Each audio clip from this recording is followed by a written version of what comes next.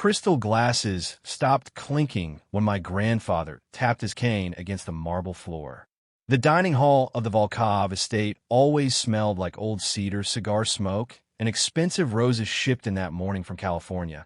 But that night, there was another scent under it all, pressure, hot and metallic, like a storm trapped indoors. Candlelight trembled across silver cutlery, over diamond bracelets, over the careful smiles of women seated as if they had already been chosen. I sat at the head of the table in a black suit that felt as cold as the leather chair beneath me, while 3 uncles, 2 aunts, and a family lawyer arranged my future between courses of sea bass and truffle potatoes. The Bellini alliance won't wait another quarter, Uncle Sergei said, dabbing his mouth with a linen napkin as if he were discussing shipping contracts instead of a wife. Their daughter is educated, discreet, and from a family that understands loyalty. To his left, Aunt Viviana gave a thin smile toward the row of invited young women. Silk rustled. A bracelet clicked softly against a wine glass. No one at that table looked at me like a man. They looked at me like a signature. I let them speak. That was how power worked in my family. Silence made people reveal how badly they wanted to own a piece of you. My grandfather Matteo sat 2 seats down, wrapped in a charcoal shawl despite the heat from the fireplace. 82, recovering, stubborn enough to glare at anyone who offered help before he was ready to accept it. The amber light caught the deep lines in his face, turning them into carved shadows. He had built half the empire they now feared losing. And because his health had faltered that year, everyone in the room had begun circling the future like wolves around a limping king. Marriage is not romance, the family lawyer said, sliding a folder across polished wood. It is stability. The folder stopped near my hand. I did not open it. Somewhere behind the dining room doors, I heard the faint squeak of a service cart and the soft hum of staff trying to be invisible. The women across from me waited with their shoulders set and their expressions trained into patient confidence. One wore emerald satin. Another had a voice like honey and had been laughing too carefully all evening. A third came from a shipping dynasty in Naples and had not stopped studying me since dessert. They were all beautiful. They were all acceptable. That was the problem. You've delayed this long enough, Nikolai, Sergei said. Tonight, you choose. I lifted my glass, but did not drink. The red wine threw a dark ruby stain against the crystal. Around me, the room held itself still. Even the string quartet in the next chamber seemed to fade. I looked first at the women, then at the contract folder, then at the old man whose name still made men lower their eyes in church and in courtrooms. My grandfather was cutting a pear with slow precision, the knife scraping faintly against porcelain. He knew exactly what they were doing. He also knew exactly what I was doing by letting them think they had cornered me. "You want a wife," I said at last, my voice carrying farther than I intended, flat enough to cool the room by 10 degrees. "No," I set the glass down. "You want a merger with a veil over it." Aunt Viviana inhaled sharply. The lawyer shifted in his seat. Sergei leaned forward, thick fingers resting on the tablecloth. "Call what you like," he said. "The family needs certainty." I turned my head toward him. "The family needs obedience," I said. "And tonight, you're mistaking me for one of your clerks." For a second, only the fire moved. Then Matteo gave a low, rough chuckle that broke into a cough. A servant near the wall took one step forward, but my grandfather raised 2 fingers without looking, dismissing help. His cane rested against his chair, its silver wolf-head handle catching the light. He wiped his mouth, looked at me, and there was that old spark, hard and amused, like he was watching a knife being sharpened properly for the first time in months. "Then choose," Viviana said, forcing a smile back onto her face. "Or are we to believe the great Nikolai Volkov cannot decide between silk and diamonds?" A few nervous laughs answered her. She had meant to provoke me into selecting someone quickly, to make refusal sound weak. Instead, she handed me the cleanest move of the night. I leaned back, feeling the cool edge of the chair against my spine, and let my gaze travel to Matteo. Everyone saw it, a heartbeat too late. "You're right," I said softly. "Tonight, someone should choose." The lawyer straightened. Sergei's brows drew together. My grandfather stopped moving his knife. "Since all of you claim this marriage is for the future of the family," I said, "then the man who built that future should decide it." The words landed with the weight of stone. A spoon slipped from someone's hand and struck a plate with a sharp silver ring. One of the invited women blinked as if she hadn't heard correctly. Viviana's smile vanished first. "What?" she said. I never looked at her. I kept my eyes on Mateo and spoke as if the rest of them were only wallpaper and perfume. "You pick my wife, grandfather." No one breathed. The fire snapped in the grate. Wax slid down the side of a candle in a thin, pale line. My grandfather did not answer immediately. He lifted his chin, and in that tiny movement the entire room changed shape. A decision they thought they could stage manage had just been placed into the hands of the one man none of them could control without exposing themselves. Sergei pushed back in his chair an inch. "Nikolai," he said carefully, "this is not a game." "I agree," I said. "That's why I'm ending yours." Mateo's cloudy water glass stood near his hand, half full, a ring of condensation marking the white linen beneath it. He stared at me for so long that even the women across the table lowered their eyes. In his silence, I could almost hear every calculation turning behind the old man's face. Memory, pride, mischief, judgment. Then his fingers closed around the wolf-head cane, and he planted it once on the marble. The sound cracked through the dining hall like a gavel. Heads turned toward him. Shoulders tightened. In the doorway behind the service corridor, just for an instant, I caught the pale edge of a nurse's uniform moving past with a tray of evening medication, unaware that the axis of the room had already begun to shift.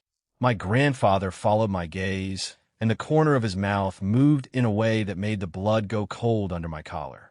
Then he looked back at the table full of silk, jewels, alliances, and rehearsed entitlement, and slowly began to rise. Warm candlelight slid over cut crystal and polished silver, turning the long table into something almost holy until the old cane struck marble again and broke the illusion.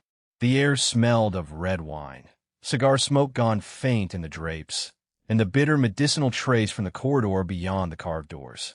My grandfather did not rise quickly anymore. Age had taken speed from him, but not command. Mateo pushed himself up inch by inch, one papery hand braced on the table's edge, and every person seated beneath the frescoed ceiling waited as if the whole house were holding its breath with them. Uncle Sergei's jaw tightened. Aunt Viviana's emerald bracelet stilled against her wrist. Across from me, the Bellini daughters sat in satin and diamonds, each of them arranged like an answer to a question the family believed had already been settled. But Mateo was no longer looking at them. He turned toward the doorway. The nurse had only stepped halfway inside, carrying a narrow tray with a glass vial, a paper cup, and a bottle of water beaded with condensation. Her shoes made almost no sound on the Persian runner. White uniform, sleeves rolled once at the forearms, hair pinned back without vanity, a cheap canvas bag strap crossing one shoulder. She froze when she realized every face in the room had swung toward her. For a second, even the string quartet in the next room seemed to disappear behind the walls. Mateo lifted one shaking finger and pointed straight at her. "That one," he said, his voice roughened by age, but sharp enough to cut through crystal and bloodline alike. Nobody moved. Elena stood in the doorway with the tray balanced carefully in both hands, as if any sudden motion might spill medicine across a floor worth more than a year of her wages. I saw the pulse jump once at the base of her throat. "Grandfather," Sergei said with a strained laugh, "you misunderstand. She's staff." Mateo did not look at him. "I know exactly who she is." The words landed flat and heavy. A spoon slipped against porcelain somewhere down the table. One of the Bellini women blinked as though she had been slapped. Aunt Viviana leaned forward first, silk whispering over her chair. "Mateo, darling, perhaps your strength is low tonight. We were speaking of a wife for Nikolai, not the help." Elena's fingers tightened around the tray. The plastic cup trembled once, making a faint tapping sound against the vial. My grandfather extended his palm toward her, not like a lord summoning a servant, but like a judge naming a fact already entered into record. "Bring me my medicine, child," he said. She crossed the threshold because she had been asked to do her job, not because she understood what storm she had walked into. That detail mattered. I watched her move past women in couture that cost more than her entire apartment, past men whose watches glittered under the chandeliers like tiny pieces of cold fire. She smelled faintly of soap and night air, the clean kind, and there was a small fray at the cuff of her sleeve. When she reached Matteo, he took the pill from her hand, swallowed it dry, and then closed his fingers loosely over her wrist before she could step back. "This is Elena," he said, finally giving the room the name it did not think it needed. "If my grandson has surrendered the choice to me, then I choose her." The silence that followed was not confusion anymore. It was impact. I heard one of the Bellinis exhale through her nose, offended beyond language. The family lawyer, still standing by the sideboard with his folder open, looked down as if a missing clause might save him. Elena looked first at Matteo, then at me. She was trying to decide whether this was cruelty dressed as theater or some private aristocratic joke too expensive for ordinary people to understand. "Sir," she said quietly, careful, American vowels softened by exhaustion, "I think there's been a mistake." Matteo's grip did not tighten, but it held. "No mistake." Those two words shifted the room more than any shout could have. Sergei rose halfway from his seat. "Nikolai," he said, now speaking to me instead of to the old man, "say something." I did not. Not yet. Because the choice had already been made, and everyone knew it. That was the difference between scandal and farce. A farce can still be interrupted. This could not. Elena tried once to ease her wrist free, not with panic, but with the reflex of someone who did not belong in rich men's games and wanted no hand in them. Matteo released her at once, then struck the cane softly beside his chair. "Come closer." She did not obey immediately. "Good." She set the tray down on the nearest console with deliberate care, glass clicking against dark wood, then turned back to face him with empty hands where everyone could see them. The move changed the temperature of the room. She was not offering herself. She was demanding clarity. Matteo studied her face with the old, merciless patience that had once built an empire from fear and appetite. "You looked after me," he said, loud enough for the whole room. "You fed me when I refused food. You argued with me when I insulted you. You treated me like a man when the rest of this house treated me like furniture that still breathed." A flush rose along Aunt Viviana's neck. Sergei opened his mouth, then shut it again. Elena's eyes flickered, just once, toward the staff corridor as if measuring the distance to escape. "I'm only his nurse," she said, and the sentence came out steady, but I saw her thumb press in her palm hard enough to whiten the skin. Matteo gave a thin, dangerous smile. "That is why you are worth more than all of them tonight." The Bellini matriarch pushed back her chair with a scrape that tore through the hall. "This is offensive," she said. "To my daughters. To our family." "Then be offended," Matteo replied. The old man's voice was softer now, which made the room lean in instead of recoil. "My grandson asked for a choice. I have made it." And there it was, the point no one could undo without first insulting the patriarch in his own house, under his own roof, in front of the heir who had handed him the knife. Elena looked at me again, this time not for rescue, but for confirmation. Was this real? Was she being used? Was she expected to kneel, smile, thank them for humiliating her with a crown she had never asked to wear? I kept my face unreadable, though I could feel every eye trying to pry open the silence between us. Matteo had acted. The table had changed, and standing under 40 pounds of Venetian glass and a century of inherited arrogance, a poor nurse with medicine on her hands had just become the center of a war no one in that room had prepared for. Aunt Viviana's voice came first, brittle as snapped lacquer.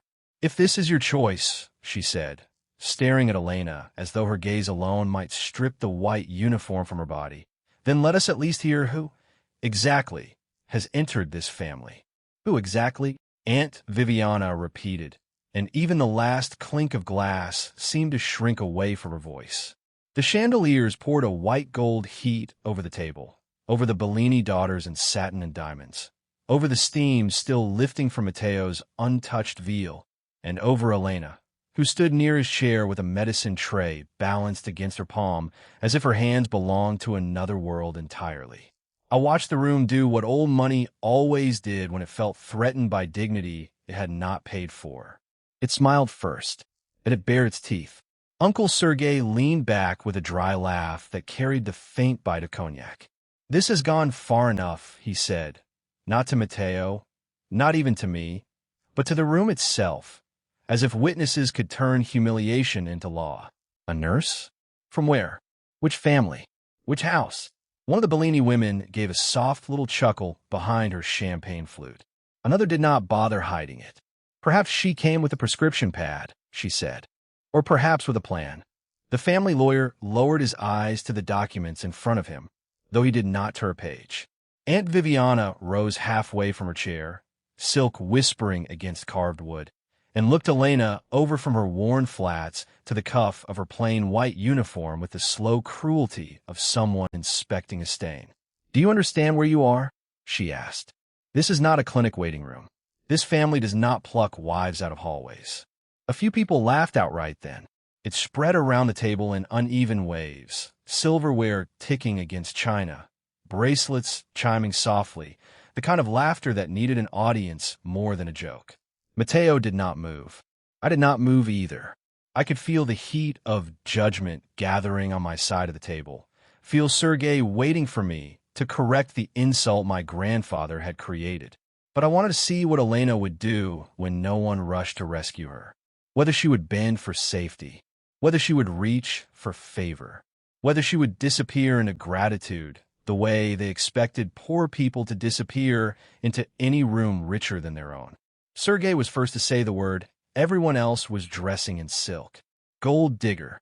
He let it fall lazily, almost bored, as though he were naming a breed of insect. They always looked shocked at first. Aunt Viviana gave a thin smile. If she has any decency, she will decline before this house is embarrassed any further.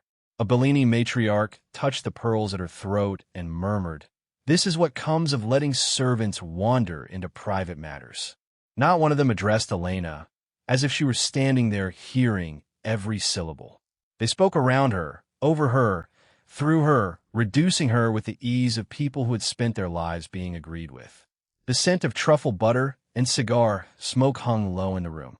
Somewhere near the window, ice settled in a crystal bucket with a brittle crack. Elena set the medicine tray down on the edge of a side table with deliberate care. No rattling, no trembling hands. Just porcelain touching mahogany. Then she straightened. Her chin did not lift in defiance. That would have given them a performance. She only aligned herself, shoulder blades settling, spine tall, eyes level. When she looked at Aunt Viviana, it was not with pleading and not with challenge. It was with the simple steadiness of a woman refusing to be translated by other people. "My name is Elena Marquez," she said. Her voice was low, clear, and clean enough to cut through the room without ever rising. "I'm a nurse who has been caring for Mr. Matteo Volkov." Sergei let out another laugh. "There, you see? She already knows how to say the name." This time more of them joined in. The Bellini daughters smiled into their drinks. One man near the far end of the table muttered something about ambition in sensible shoes. Elena heard it. I knew she heard it, because one finger on her left hand pressed briefly into the seam of her uniform, then released. That was all. No flinch. No apology. "You asked who entered this family," she said, keeping her gaze on Viviana. "No one has entered anything. I brought medication for a patient." The room quieted by an inch, not from respect, but from surprise. Aunt Viviana's eyes sharpened. "How noble," she said. "And if an old man points at you in a room full of powerful people, you expect us to believe you have no interest in what follows." Elena turned then, not to me, but to Matteo. It was a small thing, that choice of direction, but it changed the temperature of the room. She did not appeal upward to power. She returned to the source of the disturbance and anchored herself there. "Mr. Volkov," she said, formal, composed, "if this is a misunderstanding, I would prefer it corrected." A small pulse moved in Sergei's jaw. He had expected fear. Viviana had expected hunger. Instead, they were being denied the one thing cruelty always reached for, willing humiliation. One of the Bellini women clicked her tongue. Listen to that. She wants to seem above it. No, Elena said, before anyone else could add to it. She turned back to the table, and now every face was fixed on her.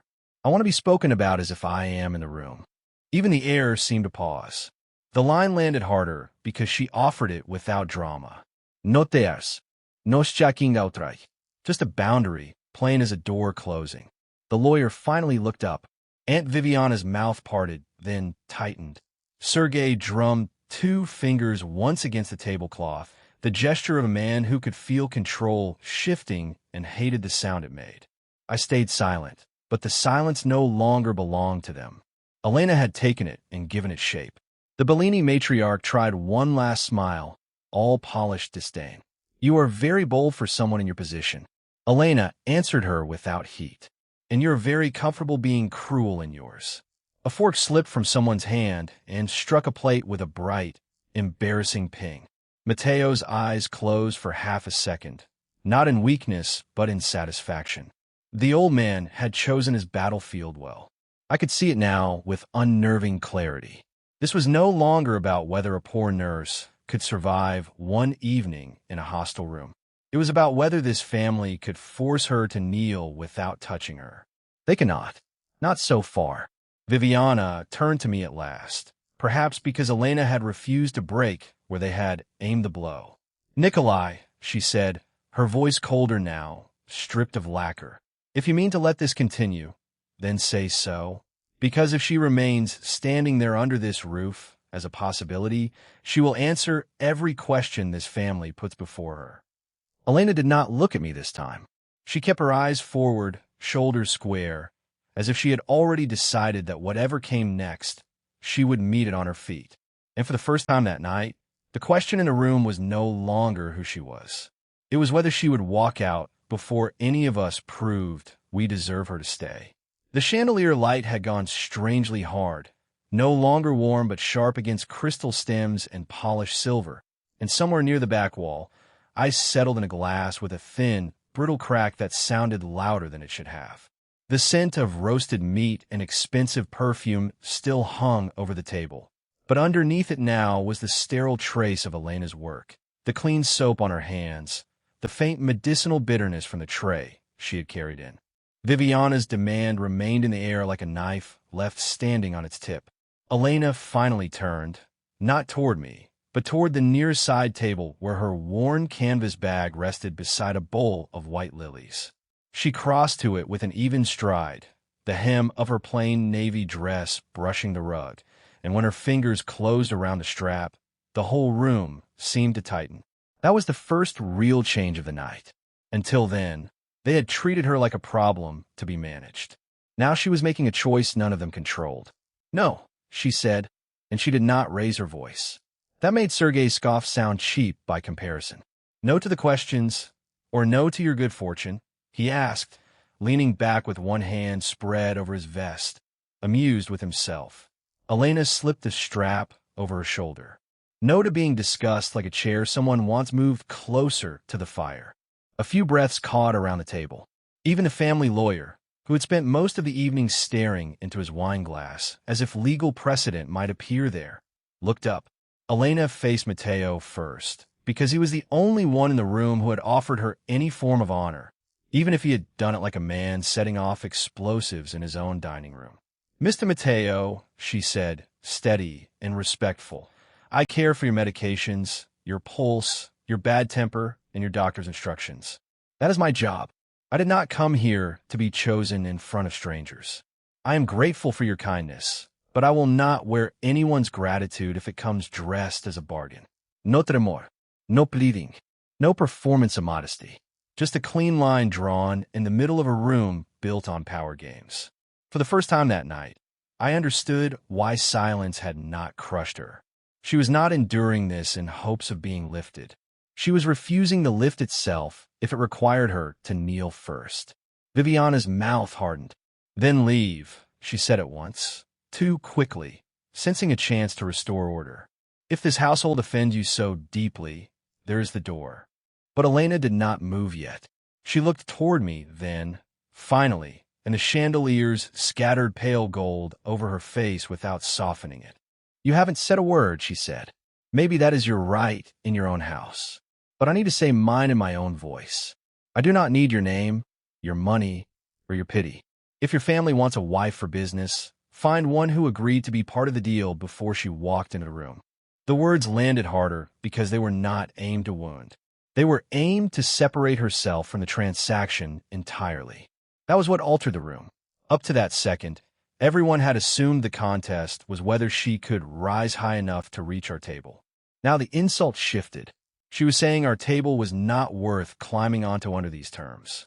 Sergei gave a short laugh that did not convince even him. Listen to that. Pride is always loudest in people who have nothing. Elena turned to him with the same composure a nurse might use on a difficult patient. "No," she said again.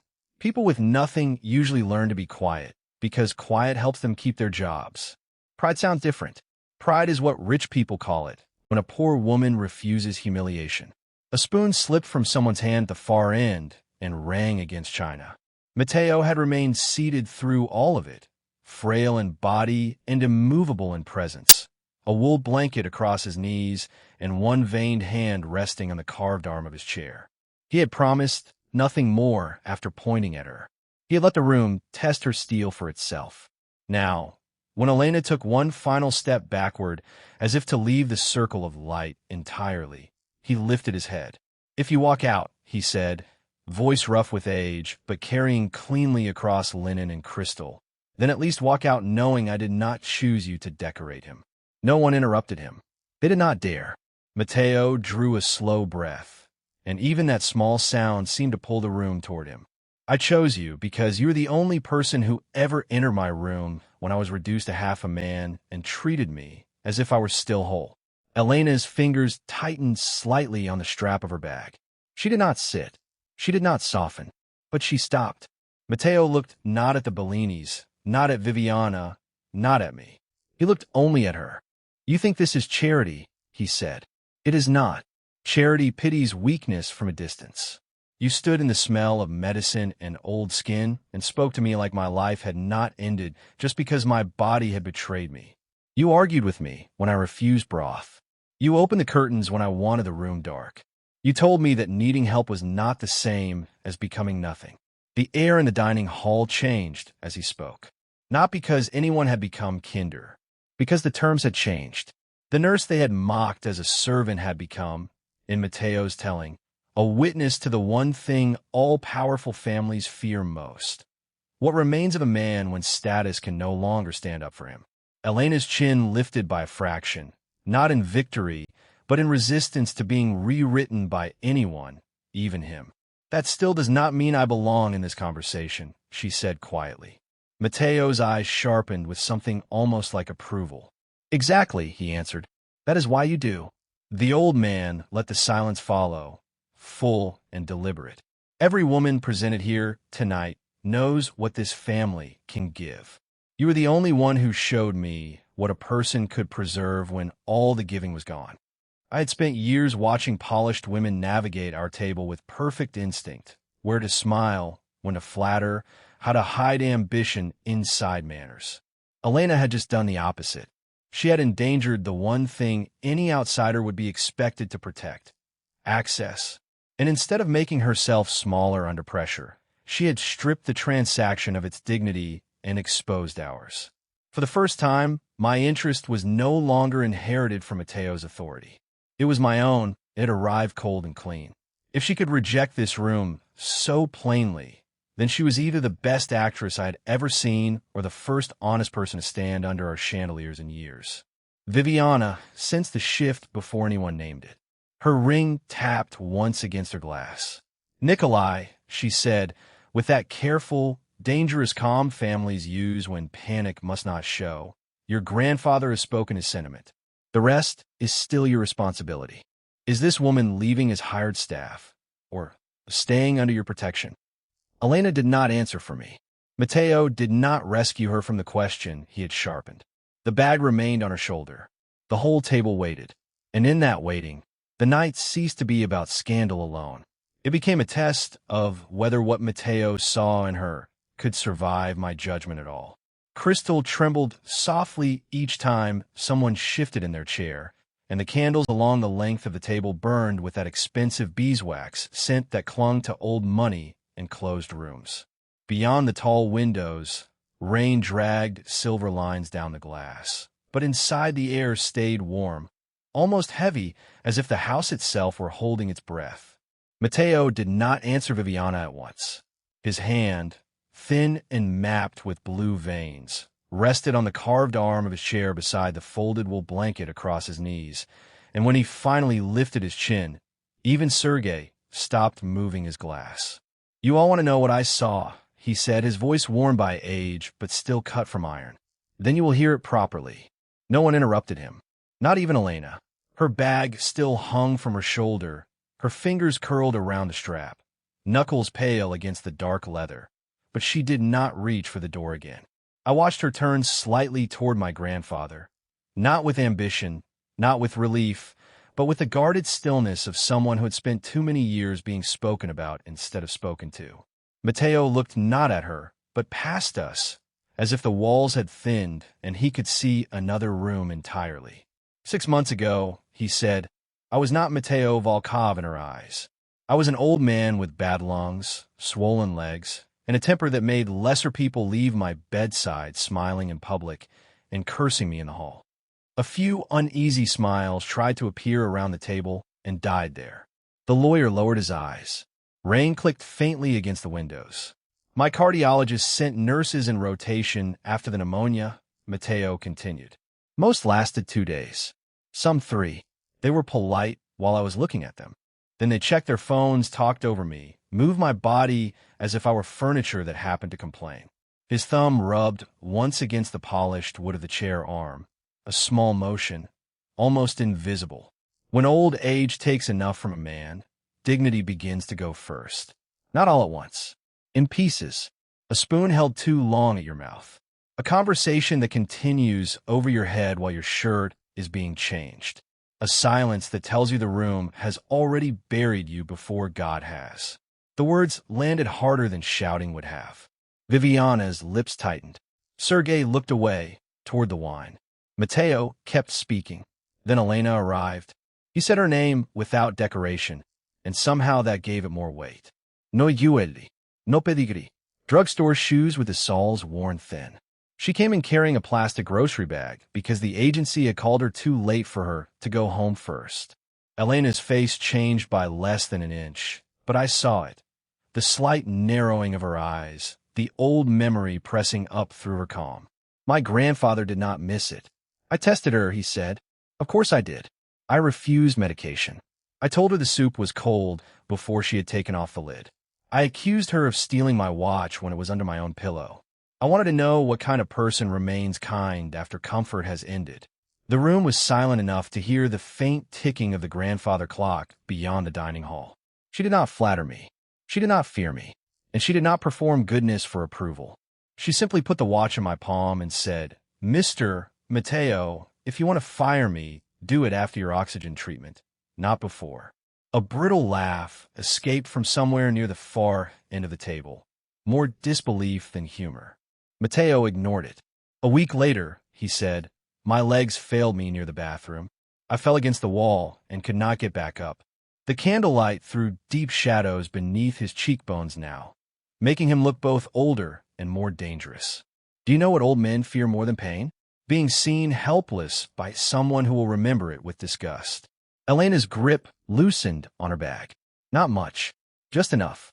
I told her to call for the house staff, Matteo said. I ordered it. I would rather have had 3 footmen and my grandson's head of security lift me like a corpse than let one stranger witness that moment alone. He paused, and for the first time that night, his voice thinned.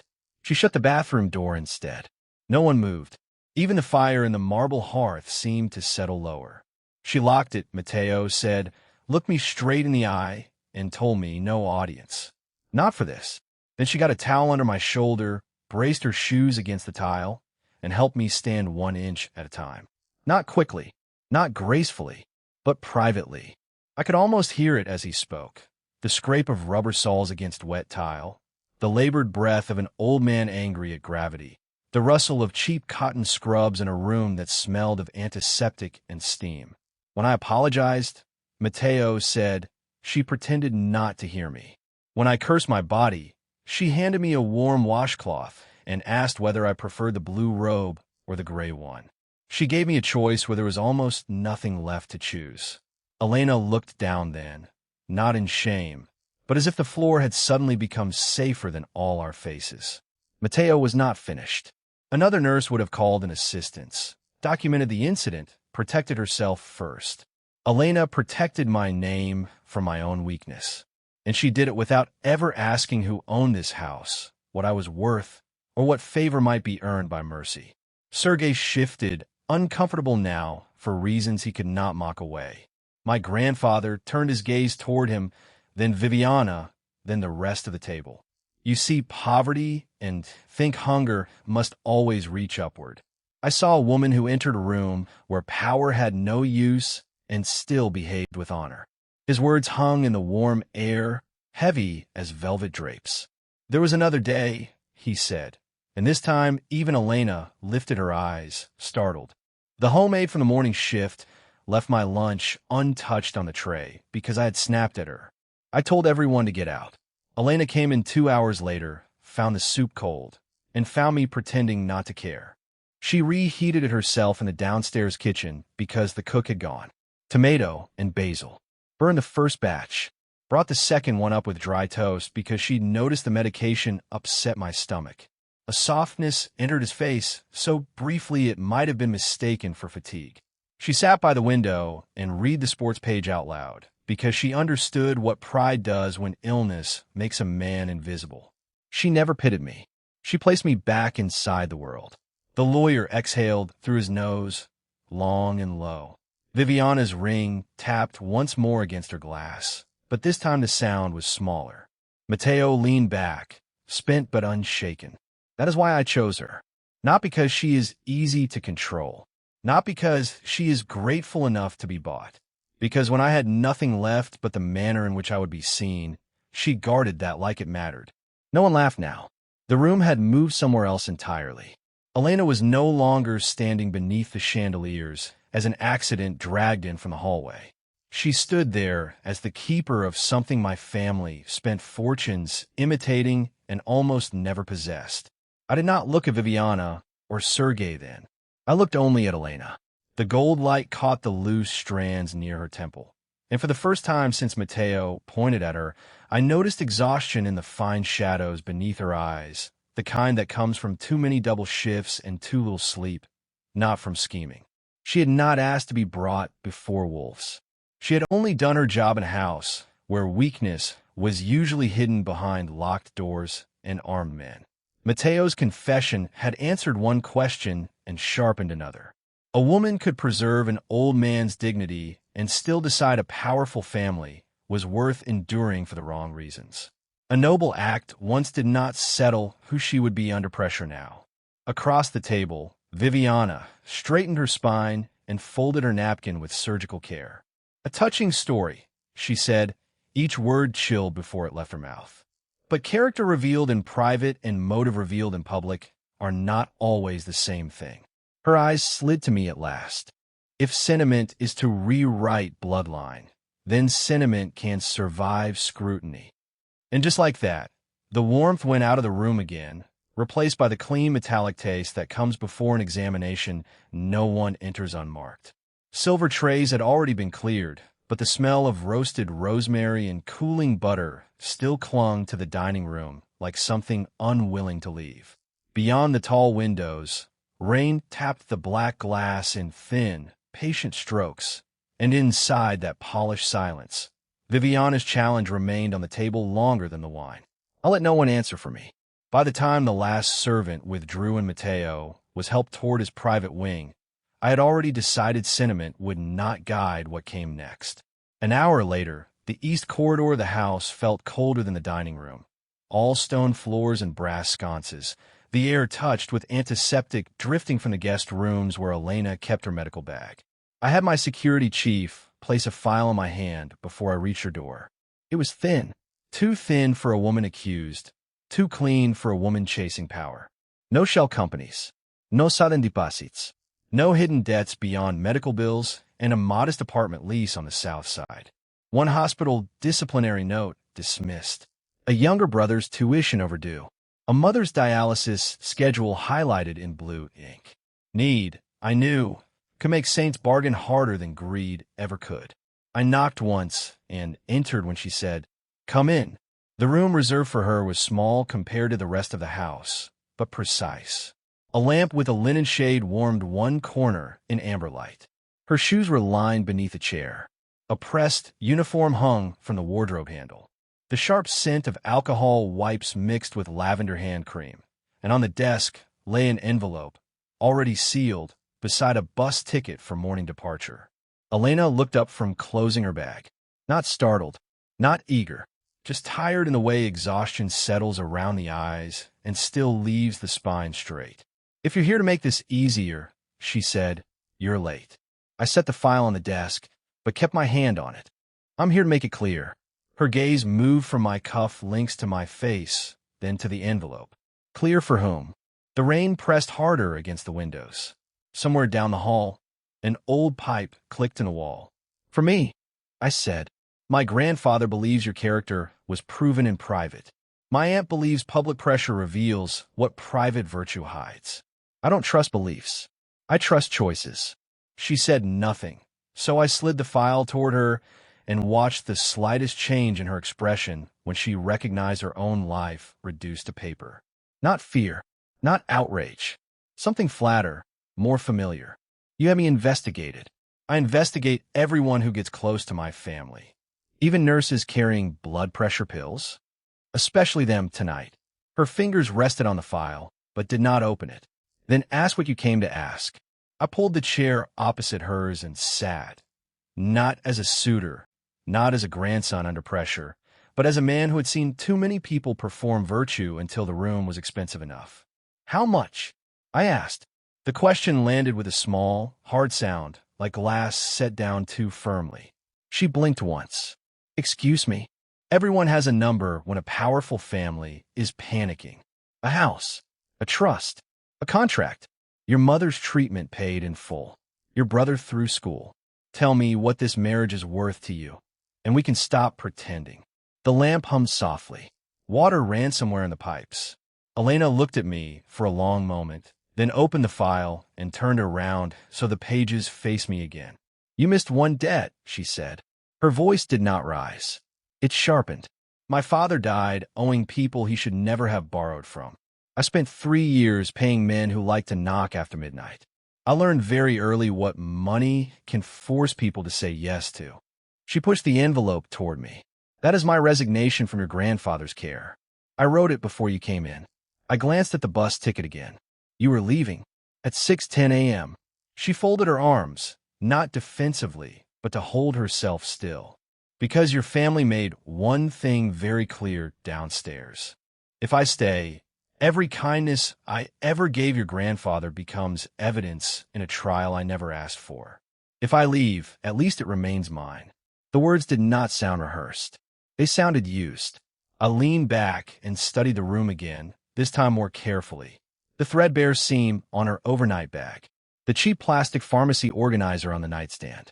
A stack of community college textbooks with sticky notes fanned through the pages. A voicemail light blinking on her phone until the sound finally broke the silence with a soft vibration across the wood. She turned the screen over without checking it. "Dialysis center?" I asked. "My mother." "And your brother?" "Working nights and pretending not to fail chemistry." She gave a faint, humorless breath that vanished almost immediately. "If I wanted your name for rescue, I would have stayed downstairs and smiled through the insults. I know how to endure humiliation when survival requires it. That is not what I was doing." The room seemed smaller after that, as if the walls had inched closer just to hear her better. I had expected denial, maybe indignation, maybe a clever speech about honor. Instead, I found a woman prepared to walk away from the one arrangement that could have erased every bill in her life by morning. "Then why did you come tonight?" I asked. Because Mateo needed his evening medication and refused to let anyone else check the dosage after the hospital changed it. Her eyes held mine now, steady as a level. And because sick people should not be abandoned, because rich relatives are arguing over their bloodline. The answer struck with more force than any dramatic confession could have managed. No performance, no reach for pity, just the plain, stubborn truth of someone who had kept showing up when the work was ugly and no one was watching. I looked at the resignation letter again. The paper was creased at one corner where she had pressed too hard with her thumb. If I told you to stay, I said, would you? No, that came fast. Clean. Not under command. Not under charity. And not to help you prove something to your aunt. For the first time that night, the edge in me shifted, not gone, but moved off its original target. What would make you stay? I asked. Elena reached for her bag and zipped it shut with a dry metallic sound. Respect with terms spoken aloud. Your family does not get to call me a gold digger in one room and test my silence in the next. If I remain in this house until Mateo is stable, it will be as his nurse, not as bait, not as a candidate, and not as a woman waiting to be judged for needing money. Then she stood, forcing me to look up at her instead of down through her file. And if you cannot separate your power from your suspicion, then let me leave now. There was the change in the board beneath my feet. Downstairs, the family had treated her like an object to be measured. In this room, she had measured me instead, and the standard was not blood or profit, but whether I understood the difference between protection and possession. I rose slowly. Rainwater tracked silver down the window panes behind her, and the lamp lit one side of her face while the other remained in shadow. You speak as if refusal costs you nothing, I said. It costs me plenty, she replied. A patient I care about. Tomorrow's paycheck. Maybe the job after this one, once your name starts following mine into interviews. Her hand tightened on the strap of her bag. But there are prices that keep charging you after they're paid. I don't marry into one of those. The room went very still. In all the noise of the evening, no one had spoken to me with less fear.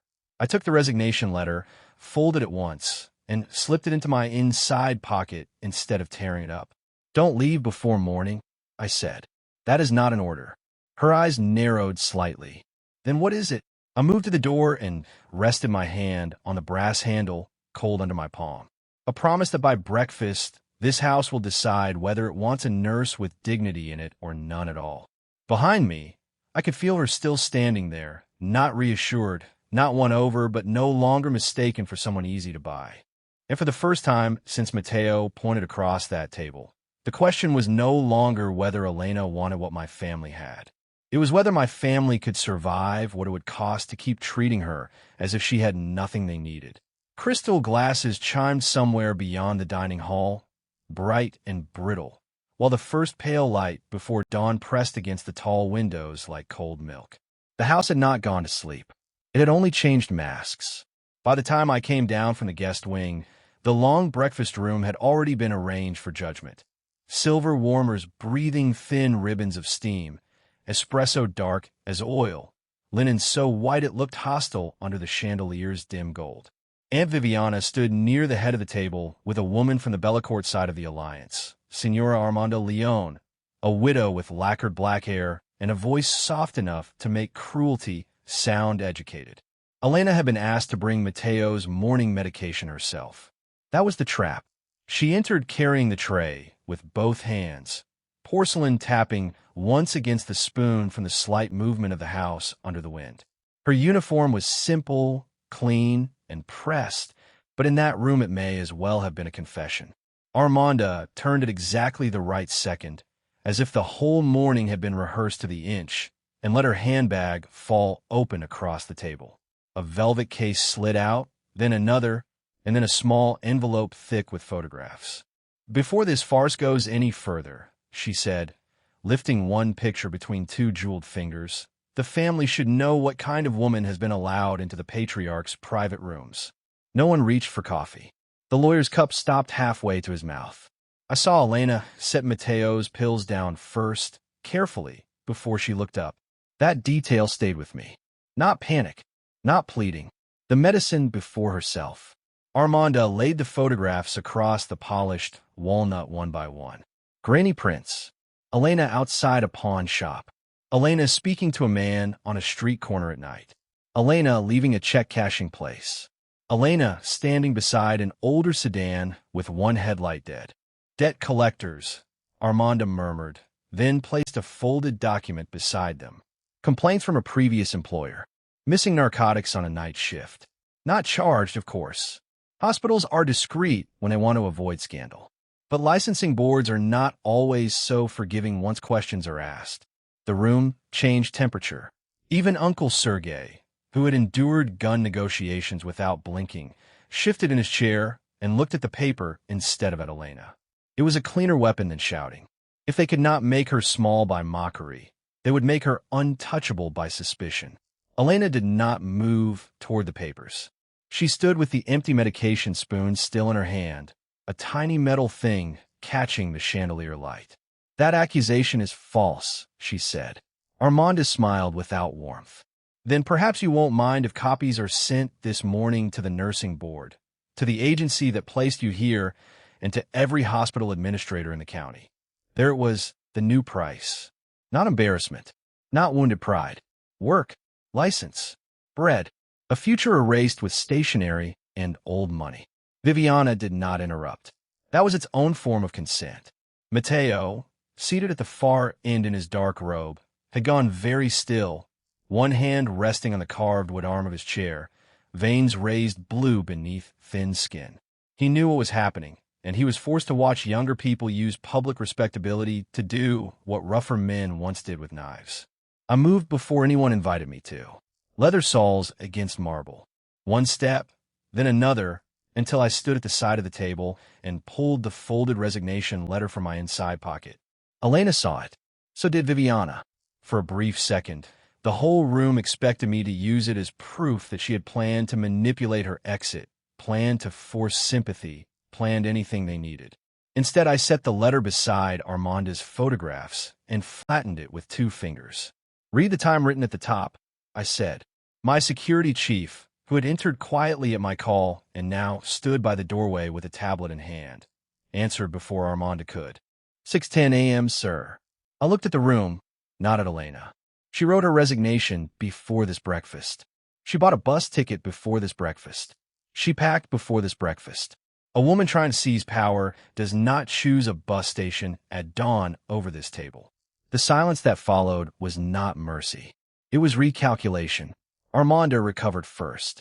Or performance, she said softly. The most dangerous kind. A poor woman who learns the value of appearing noble can rob an old man blind and have him thank her for it. Elena's fingers tightened once around the spoon. Then she set it down on the tray, so carefully the china barely made a sound. You want my shame to be simple, she said.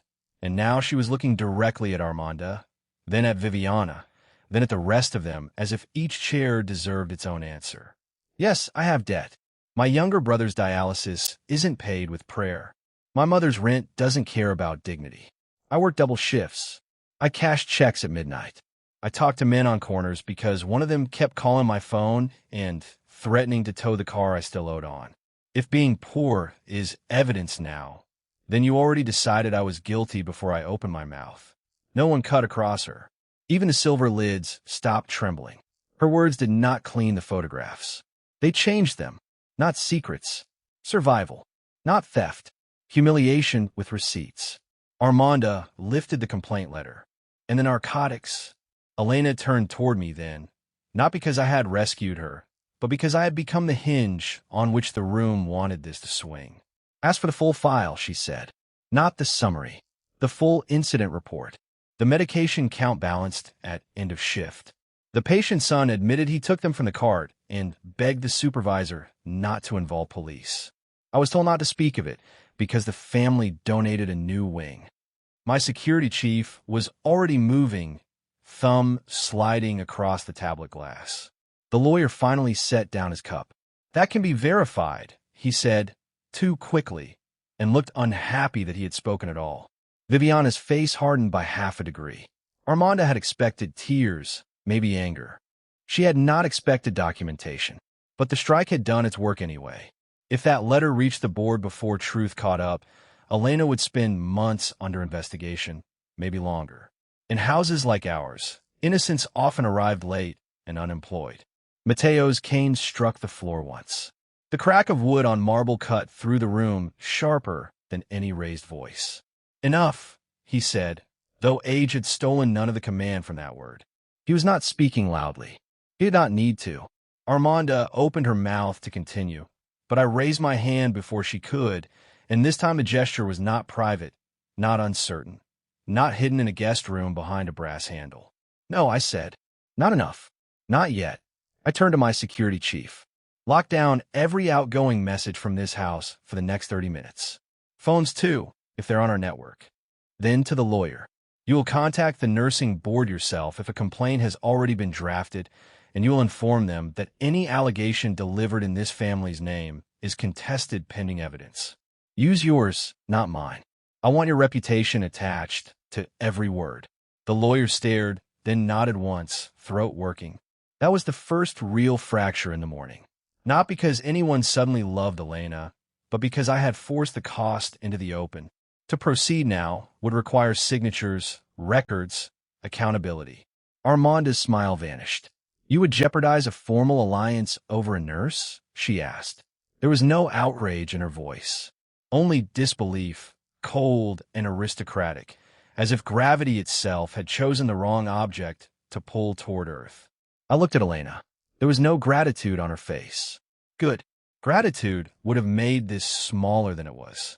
There was only exhaustion and something steadier beneath it, something my family had mistaken for weakness because it never needed an audience. "No," I said. "You jeopardized at the moment you tried to destroy a woman's name to win a seat at this table." Outside, the sky had lightened from steel to pearl. Inside, nobody touched the food. The alliance had not broken yet, but everyone in the room had heard the hinge groan. Armanda gathered her photographs with slower hands than before, except for one she left behind by accident or pride. Elena under a flickering street lamp, chin up, grocery bag in one hand, unpaid life in the other. Viviana watched me across the white cloth and cooling coffee, her expression calm enough to be dangerous. "If you stop this publicly," she said, "there will be no quiet way back." I let the words settle between us with the smell of bitter espresso and lemon polish in the air. Then I pulled out a chair at the table and placed my hand on its carved back, not for Elena to serve beside it, but for her to choose whether to stand behind it, refuse it, or take it. The entire room understood before she moved that breakfast was no longer about rumor. It was about whether I would pay for what I had just offended. The smell of burnt espresso hung low over the breakfast room, bitter against the sweeter polish of old walnut and the faint citrus oil worked into the silver tray by a housemaid before dawn. Sunlight had finally climbed over the eastern wall and struck the long table in hard white bars, turning every spoon, every cuff link, every untouched glass of orange juice into something too bright to ignore. Elena did not take the chair at once. She looked at my hand resting on the carved back, then at Mateo, then at the faces arranged around the linen like witnesses waiting for a sentence to harden. Her fingers still held the folded resignation letter she had failed to hide from me the night before, the edge of the paper softened by sweat and handling. "I won't sit where I'm not wanted," she said, her voice low, clean, carrying farther than Armanda's performance had. Nobody laughed this time. A fork touched porcelain somewhere near Uncle Sergei and made a small, sharp click. I pulled the chair out another inch. "Then don't sit for them," I said. "Sit because I asked." Viviana's teacup stopped halfway to her mouth. Mateo's old hand, blue-veined and trembling, pressed flat against the tablecloth as if he could steady the room through linen alone. Elena set the resignation letter beside my plate instead of taking the chair, and that single gesture landed harder than any plea could have. She was giving me the clean exit. No scandal, no verden, no poor nurse standing in the middle of a war she had never asked to enter.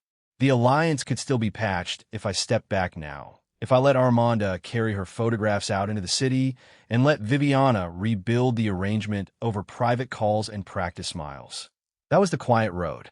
It smelled like coffee cooling in silver and cowardice dressed as strategy. Call Leone Holdings, Viviana said at last, placing her cup down with deliberate care. Tell them this morning has been regrettable but containable. We can still restore order if she leaves before noon. The family lawyer looked at me instead of reaching for his phone. My security chief stood near the sideboard with his hands clasped in front of him, face blank, waiting for an order that would decide whose future this house intended to keep. Armanda leaned back in her chair, one red nail tapping the stem of her glass. You've done enough, she said to me, almost kindly. Protected a servant from embarrassment. Fine, but if you make this formal, if you place her above the alliance, every family at this table will know you could be moved by a woman with debt and tears. Elena turned toward her, so quickly the morning light flashed across the wetness she refused to wipe from her eyes. Not tears, she said. Bills. The room tightened. No one moved. I picked up the resignation letter, unfolded it, and heard the dry whisper of cheap paper in the silence. Her signature sat at the bottom in dark blue ink, steady despite everything. Effective immediately. No severance requested. No appeal. It was not the letter of a schemer. It was the letter of someone who had spent a lifetime leaving before humiliation could become a cage. I folded it once, carefully, and put it inside my jacket. Then I reached for the water glass at my place setting and tipped it slowly over Armanda's complaint packet. The first sheet curled at the corners as the ink bled into blue-black veins. A soft gasp moved around the table like a draft through curtains. There, I said.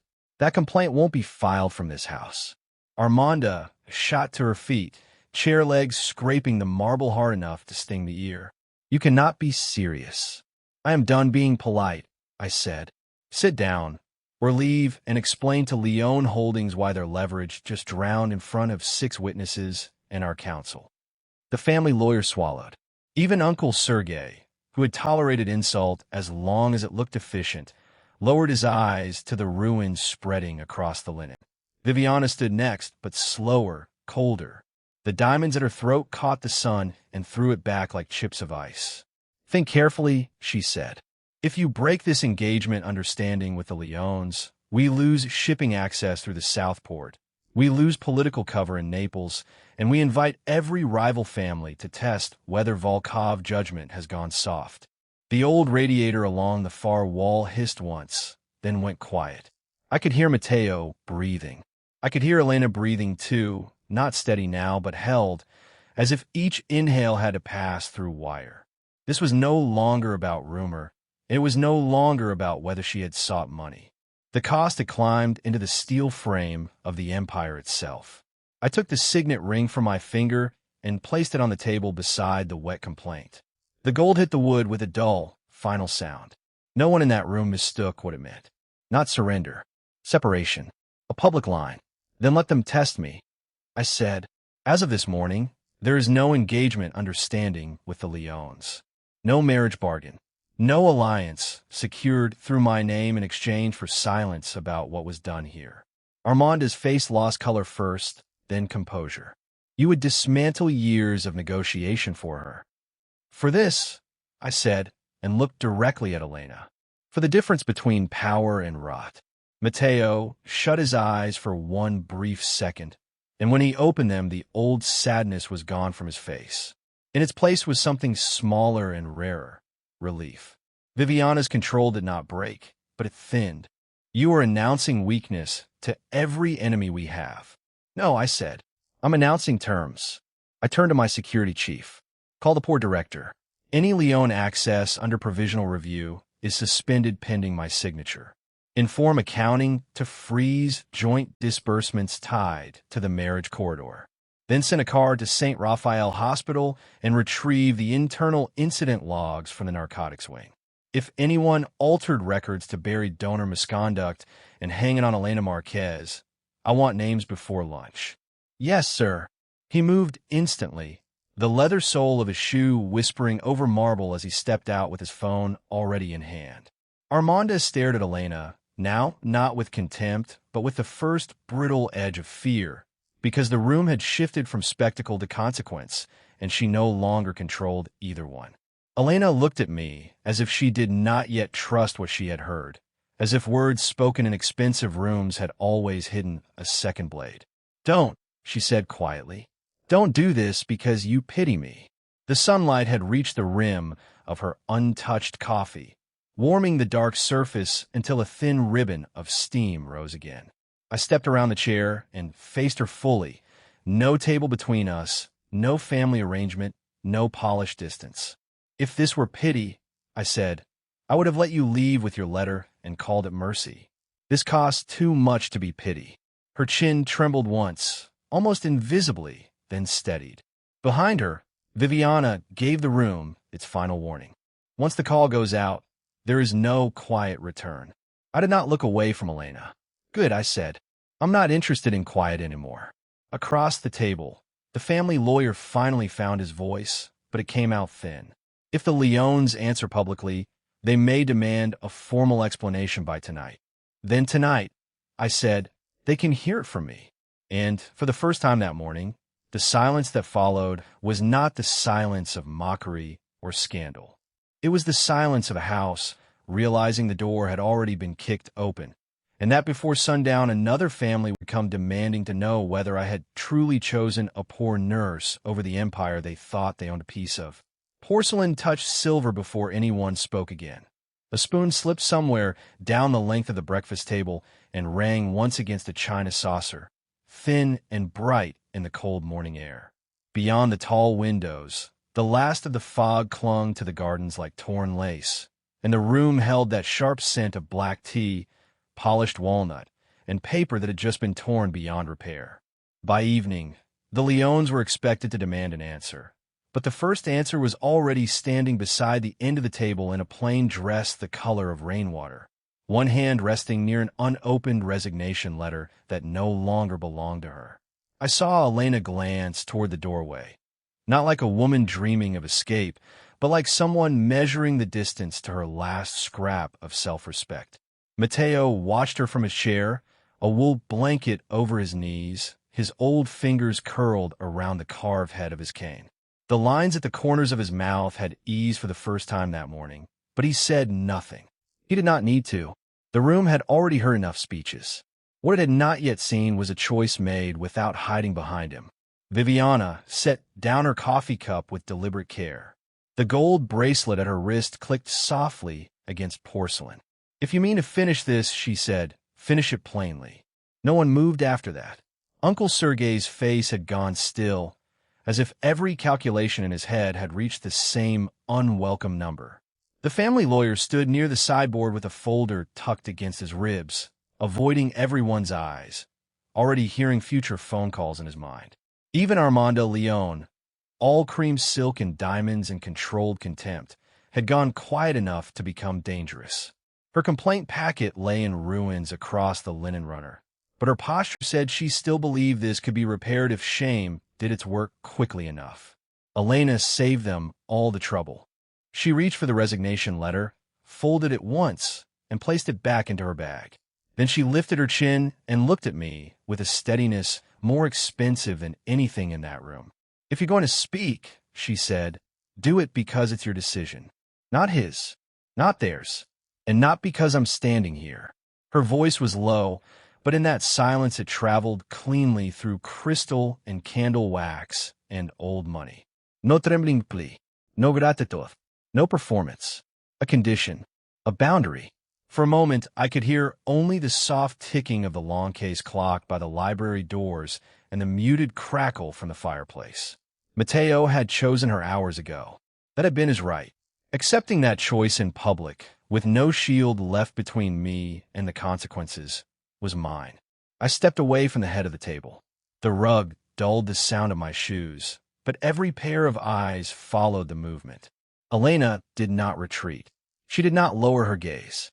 Up close, I could see the faint crease left by a hospital mask along the bridge of her nose, and the dryness in her hands from too many disinfectants, too many long shifts, too many nights spent keeping other people alive, while men like the ones in this room slept under guarded roofs. I stopped in front of her, close enough to smell soap and starch under the lingering tea in the air. Then I turned, not to Matteo, but to the family. "My grandfather made his choice as head of this house," I said. I make mine as the man who will answer for it. Armanda's mouth parted. Viviana did not blink. Uncle Sergei looked as though the floor had shifted under his chair. I held out my hand to Elena. You offered me a clean exit, I said, and the signet-less weight of my own hand felt strange in the morning light. I won't take it. Her eyes searched my face once, not for charm, not for heat, but for weakness, for pity, for the smallest crack where a lie might hide. Whatever she found there, it was enough to keep her where she stood. She placed her hand in mine. Her fingers were cool. A nurse's hand.